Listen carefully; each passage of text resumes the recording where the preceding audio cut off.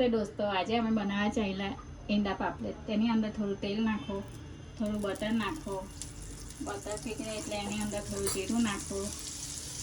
જીરું તતરે એટલે એની અંદર થોડું કોથમીર નાખો. કોથમીર નાખીને પછી થોડું લીલો લસણ નાખો.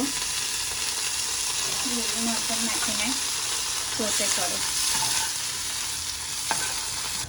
પછી અંદર થોડું હળદર પાવડર, મરચું પાવડર, ગરમ મસાલો પાવડર, હાફ ટેબલ સ્પૂન ધાણા જીરું પાવડર નાખીને મિક્સ કરો. મિક્સ થઈ જાય એટલે સ્વાદ પ્રમાણે મીઠું નાખો.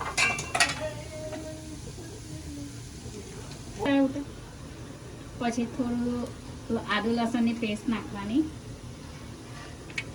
પેસ્ટ નાખીને મિક્સ કરવાનું.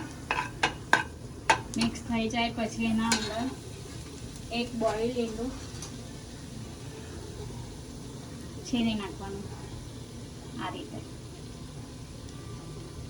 ઈંડા પાપલેટ માટેનું સ્ટફિંગ રેડી છે. હવે એને એક બાઉલમાં સાઈડ પર કાઢીને મૂકી દો. હવે ફ્રાઈંગ પેનમાં થોડું તેલ નાખીને બે ઈંડાને થોડી મિક્સ કરી અને આ રીતે પૂરો તૈયાર કરવાનો.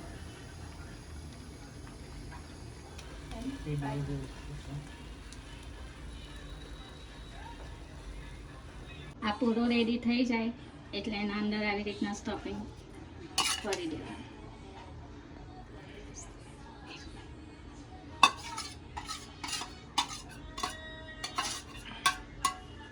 સ્ટફિંગ કર્યા પછી પૂરાને બે સાઈડથી આવી રીતના ફોલ્ડ કરી દેવાનું.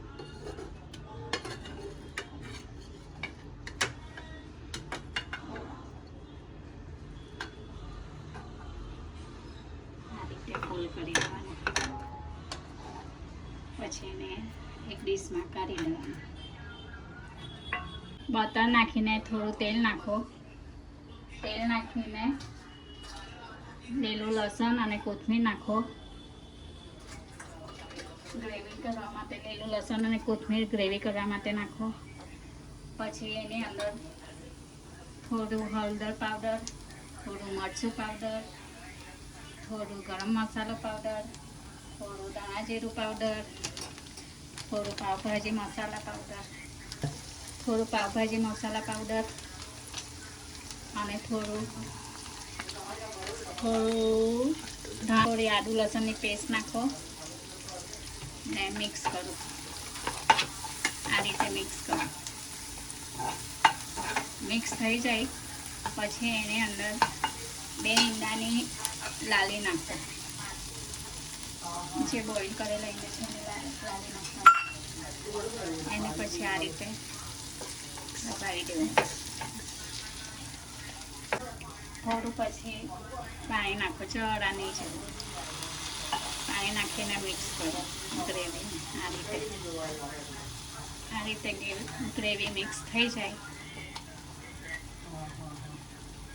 પછી એની અંદર એક ટામેટાની ક્રશ ચોપ કરીને નાખો.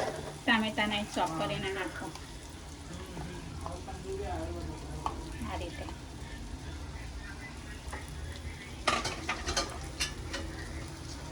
નાખીને આ રીતે મિક્સ કરી દો. પછી એને 1-2 મિનિટ માટે થવા દો. હવે આ ગ્રેવી રેડી થઈ ગઈ છે. હવે એને સર્વિંગ પ્લેટમાં સર્વ કરો. આ રીતે હવે આપણું ખાવા માટે રેડી છે એક પાપલેટ. Thank you.